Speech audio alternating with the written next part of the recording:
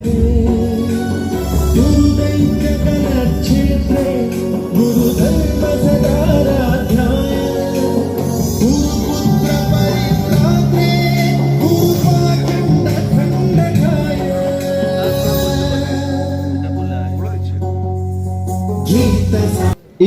সেন এবং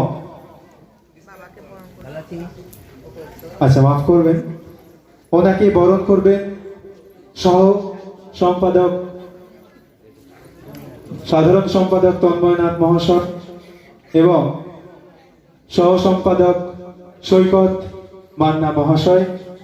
আমি ওনাদেরকে মঞ্চে আসার জন্য অনুরোধ জানাচ্ছি। সবাই মিলে একটু করতালি দিয়ে সংঘাধিপতিকে বরণ করে নেওয়া হচ্ছে, ওনাকে অভিবাদন জানাবেন। দাদা একটু সামনে আনুন, দেখতে দেবে তো।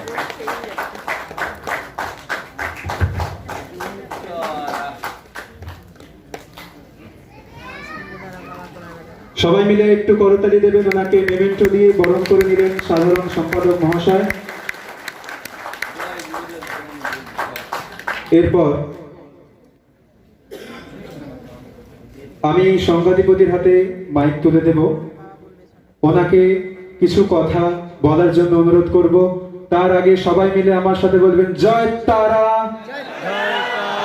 জয় গুরু বামদেব, জয় মা তারা, জয় গুরু বামদেব। ধন্যবাদ।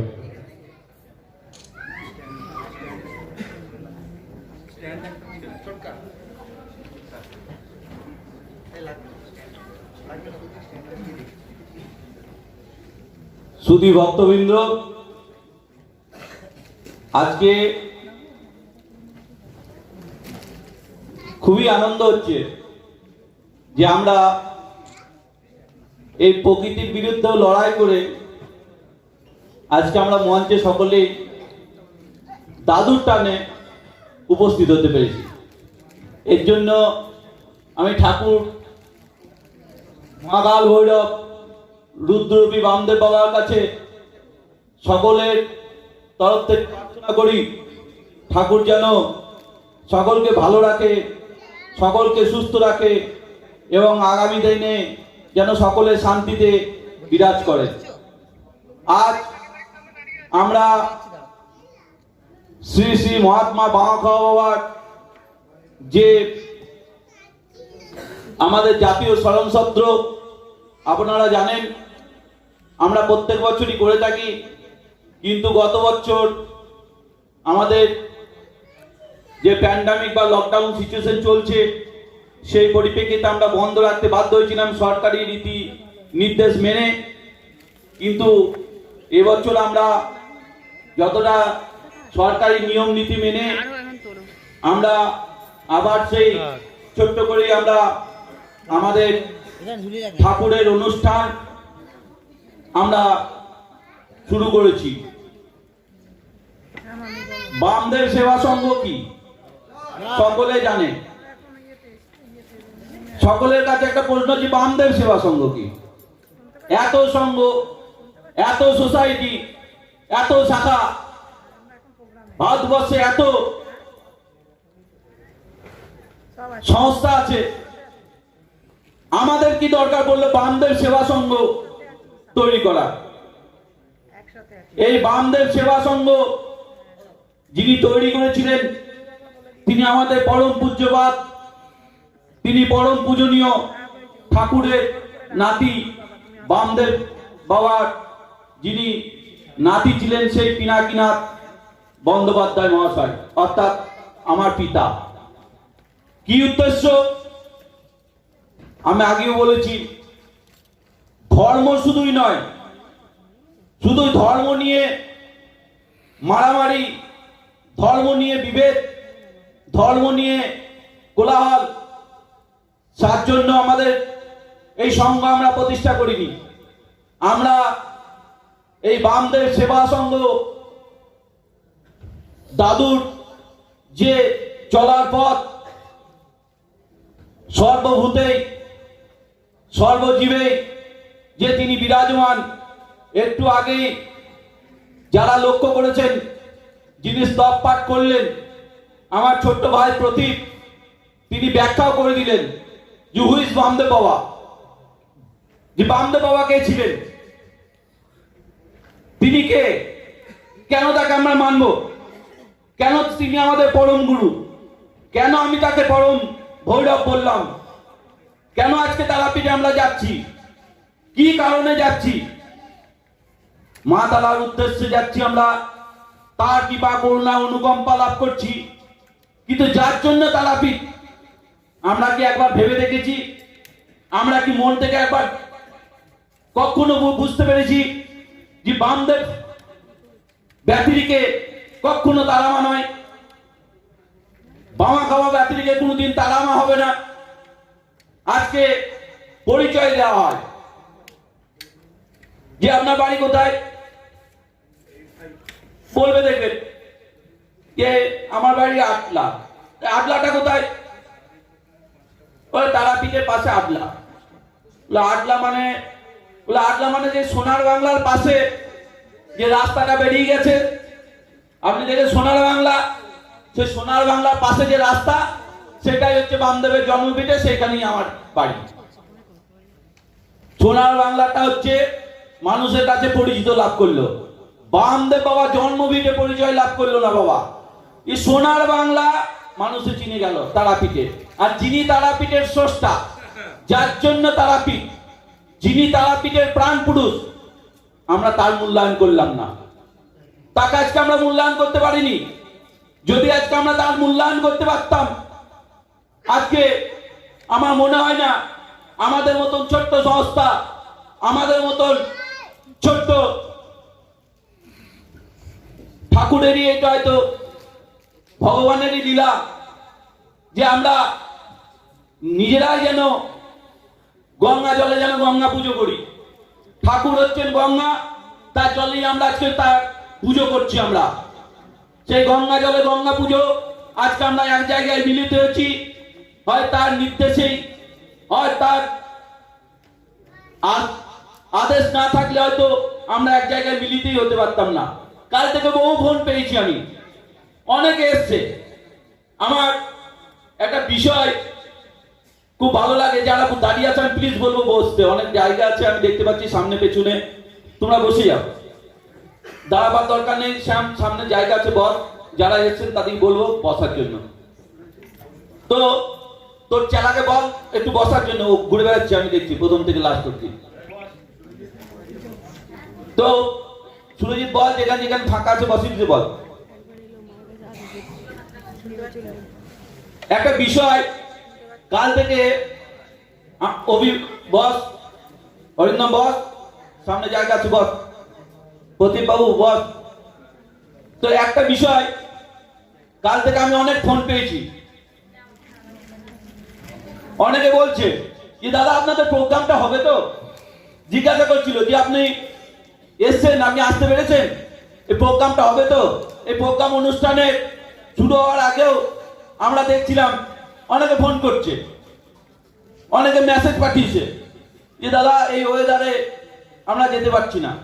তো আমার একটা কথা মনে পড়ল যে একদিন, সব সময়তেই আমরা বলি, এটা একটা প্রবাদ আছে যে ভগবান যা করে মঙ্গলের জন্যই করে। ভগবান যা করে, সবাই বলুন, ভগবান যে করে মঙ্গলের জন্যই করে। আচ্ছা, আমি খাচ্ছি, আমি ঘুমোচ্ছি, আমি পড়ছি, আমি ড্রেস পরছি, সবকিছু কিন্তু তারই পাথেয়। তো একজন শুনছে এই যে আমাদের মতো যে ভগবান যা করে তাই আমরা করি। দেখছি কালকে আমি খাবো না, ভগবান খাওয়াক তোমাকে, কালকে আমি খাবো না। কি বললো? কালকে আমি খাবো না। কে কে বললো হাত তোলো তো একটু দেখি। কালকে আমি, যে যে বলেছো কালকে সব সাক্ষী থাকলে খাবে না কিন্তু, ঠিক আছে। যে যে বলেছো সে খাবে না কিন্তু, সবাই সাক্ষী কিন্তু, এখানেই বলেছে কালকে খাবে না। তো সকাল হয়েছে, সকালবেলায় উঠে যাতে না খেতে হয় বাড়িতে, বনের মধ্যে চলে গেছে। তো বনের মধ্যে গেছে, বলে সামনে যদি থাকি একটু ভেতর দিকেই যাই, ধরে নিয়ে যাবে বাবা মাথায় যদি জোর করে খাওয়ায়। তো একটু জঙ্গলের ভেতর দিকে গেছে, তো একটু গভীর জঙ্গলের মধ্যে গেছে, বলে যদি নিচে থাকি তাহলে তো ধরে নিয়ে যাবে, তাহলে গাছের ওপরে উঠে থাকি, কই দেখি আমাকে কিছু কি করে খাওয়ায়। গেরুয়া কালার পিছনে, তো একটু পরে না পিছনে গেরুয়া কালার বসে আছে ক্যামেরাম্যানটা। একটু পরে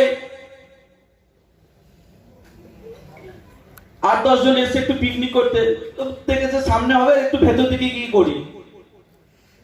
তো ভালো মন্দ রান্না বান্না করেছে, খাওয়া দাওয়া করবে পিকনিকের জন্য, ভালো মন্দ রান্না করেছে।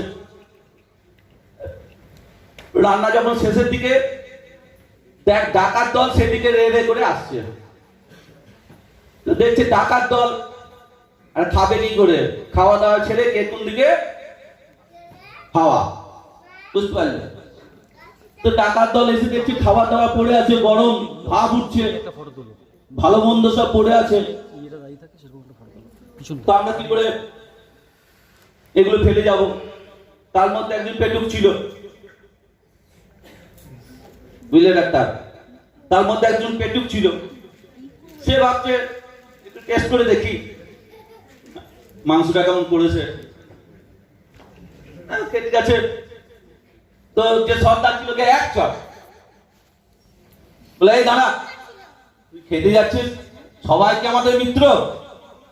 আমরা যে কাজ করি সবাই কি আমাদের মিত্র?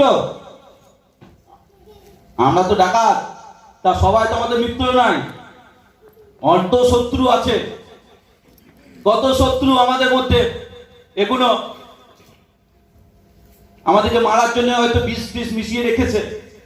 ধারে পাশে দেখ তো খুঁজে কেউ আছে কিনা, একটু ধারে পাশে সব খোঁজ কর, কেউ তো থাকবি নিশ্চয়, যখন খাবার রান্না করে রেখে গেছে।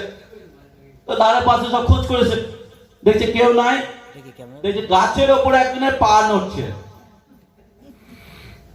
বলছে, এই বেটা তুই ওপরে কি করছিস? বলছে, আমি যাই করি আমি নিচে নামবো না, আমি খাবো না। বলে, খাওয়া তো দূরের কথা, তোমাকে নিচে নাম, আমি নামবো না, আমি খাবো না। তোকে ছেড়ে নামে করিস, নামবি না মানে নামতে তো তোকে হবি। ছেড়ে নামে করিস, নিচে নেমেছে, বলছে খা। বলে, আমি বলেছি আমি খাবো না। বলে, খাবি না মানে? তার কষারটা টিপে দুজনা ধরেছে, দিয়ে একজনা ভরে দিয়েছে, বুঝতে পারলে, খাবার ভরে দিয়েছে। একটু ভালো লেগেছে, খেতে খেতে একটু বেশি খেয়ে নিয়েছে। ভালো যখন লেগেছে খাবার তো কিছুই তো না, ঠিক আছে, একটু বেশি খেয়ে নিয়েছে। তো 15 মিনিট 20 মিনিট আধ ঘন্টা বাদে দেখছি ওর কিছুই হয়নি। বলে, এই তোর কিছু হলো না কেন? ডাকাত জিজ্ঞাসা করছে সর্দারকে, তোর কিছু হলো না কেন, তুই মরলি না কেন? বলে, আমি মরবো কি, আমি তো তোমাদের বলছি কিছু নয়, এতে ঠিক আছে, কিছুই মিশানো নাই। বলে, তুই আগে বললি না তো, তুই চল, আরো তুই চল, যে এতটা খেয়ে নিবি, বুঝলে। তো খেলো খেলো, শুধুই খেলো না, খাওয়ার সঙ্গে উত্তম মধ্যম খেলো বাবা। তো ভগবানের সঙ্গে আমরা কোনোদিন পাঙ্গা নিতে যাবে না, ঠাকুরের সঙ্গে আমাদের কোনো পাঙ্গা নেওয়ার দরকার নেই। তার কর্ম, আমার বলা কর্তব্য হচ্ছে তার কর্ম তিনি করে নিচ্ছেন, আমরা উপলক্ষ মাত্র, আমরা হচ্ছি নিমিত্ত, আমরা হচ্ছি তার দাস। ভগবানের ইচ্ছে হচ্ছে তুমি আজকে এখানে আসতে পেরেছো, ভগবানের ইচ্ছা না থাকলে তুমি এক পাও আসতে পারতে না। তোমার ক্ষমতা ছিল না এই অনুষ্ঠানে, এই প্রোগ্রামে, এই ঠাকুরের সম্মেলনে আসার। ঠাকুরের ইচ্ছা হচ্ছে, কোথায় পুরুলিয়া থেকে আমাদের দাদা চলে এসছে, আর পাশেই কোথায় থাকে ঢাকুরিয়াতে, সে ফোন করে বলছে এমন ওয়েদার। আমরা হ্যাঁ খুব ওয়েদার খুব বাজে বাবা, তোমার কাছে বাড়ি থেকে বেরোতে হবে না। বাঁকুড়া থেকে চলে এলো, উলবেড়িয়া থেকে চলে এলো, বীরভূম থেকে আমাদের ভাইরা চলে এসছে। ঠাকুরের কি মহিমা, কি আছে? বৃষ্টি হচ্ছে, অন্য কিছু তো হচ্ছে না। কোথায় ঝড় পাপি? কালকেও বলছে দাদা, এরকম যদি ঝড় পাপি, আমাদের সেক্রেটারি বলছিল যে এত যদি ঝড় পাপি হয় তাহলে প্রোগ্রাম, আমি যার প্রোগ্রাম সে যদি চাই, তোর কোনো চিন্তার কিছু কারণ নেই, নিশ্চয় হবে। আমরা যখন এসছি, ঠিক আছে, দাদু কোনোদিন খালি হাতে কাউকে ফেরায় না। তারা আমায় এমন একটা জিনিস না মা, তোমার পকেটে লাখ টাকা কোটি টাকা পুড়ে দিলেও তুমি খালি এসে পেরোতে পারবে না। আর মা যখন তোমার টানবে দেবে, রাত্রিবেলা ঠিক করবে, ভোরবেলায় দর্শন হয়ে যাবে। আর মায়ের যদি কৃপা না থাকে, তুমি কোটি টাকা নিয়ে যদি ভাবো আমি তারাপীঠে যাবো, আটলায় যাবো, তোমার যাওয়ার ক্ষমতা নেই। আর মা যতক্ষণ তোমার টানবে, রাত্রিবেলায় ঠিক করবে, দেখবে ভোরবেলায় মায়ের দর্শন হয়ে গেছে। তুমি যে যাচ্ছ, আজ অব্দি বলো তো, মালদার ফজলিয়াম আর তারাপীঠের ফজলিয়াম দুটো টেস্ট এক হবে? না। বারুইপুরের পেয়ারা, এটা দক্ষিণ 24 পরগনা, বারুইপুরের পেয়ারা আর তারাপীঠের পেয়ারা দুটো টেস্ট এক হবে? আবার তুমি তারাপীঠে গিয়ে জবা ফুলের কালার দেখবে কি অন্য, আর এখানকার জবা ফুলের কালার দেখ, এক নয়। কারণ বীরভূমের মাটি সর্বদা খাঁটি, বীরভূমের মাটি পুণ্যভূমি, যেখানে সতীর পঞ্চপীঠ, তারাপীঠ বাদ, সতীর পঞ্চপীঠ বিরাজমান, বীরভূমি, বীর পুরুষদের জন্মক্ষেত্র, বীর মহাত্মাদের জন্মক্ষেত্র হচ্ছে বীরভূম। সেই বীরভূমের অরিজিনাল নাম হচ্ছে বাবু কামকোটি আর কামরূপ, দুই মায়ের জায়গা। এক মা বিরাজ করছে অসমে কামরূপ জেলায় কামাখ্যা, আর বশিষ্ঠের দুই মেয়ে তো বাবু, এক হচ্ছে কামরূপ আর এক হচ্ছে কামকোটি। আমাদের বীরভূম জেলার অরিজিনাল নাম হচ্ছে কামকোটি। সেই কামকোটি জেলার আমরা মানুষ, চিন্তা করতে হবে রক্ত কাদের বহন করছি আমরা, চিন্তা করতে হবে কোথাকার আমরা মানুষ, কোন জায়গায় আমরা বড় হয়েছি, কোন মাটিতে আমরা বড় হয়েছি, যে মাটিতে স্বয়ং শিব জন্ম নিয়েছে, ভগবান হচ্ছেন শিব। চিন্তা করো বাবা, তারাপীঠে শুধু নয়, আজকে আমরা যারা যাই মায়ের কাছে, আজকে যাদের পালা পড়ে, যারা সেখানকার পালাদার, যারা সেখানকার সেবায়িত, যারা সেখানকার পুরোহিত, সকলে জানো যে এত মহাপুরুষ মহাত্মা আছে, কিন্তু সকলের আগে কার ভোগ আগে হয়? আজ অব্দি স্টিল নাও, আজ অব্দি তোমরা চিন্তা করো কার ভাবধারায় আছো। আজ অব্দি তারামার আগে বামদেবের ভোগ পুজো হয়, কারণ বামদেব বাবা তারামার সন্তান ছিলেন না, বামদেব বাবা ছিলেন তারামার পরম ভৈরব। সেটা সাধারণ মানুষের বোঝার ক্ষমতা নেই, সাধারণ মানুষের বোঝার এখতিয়ারের বাইরে।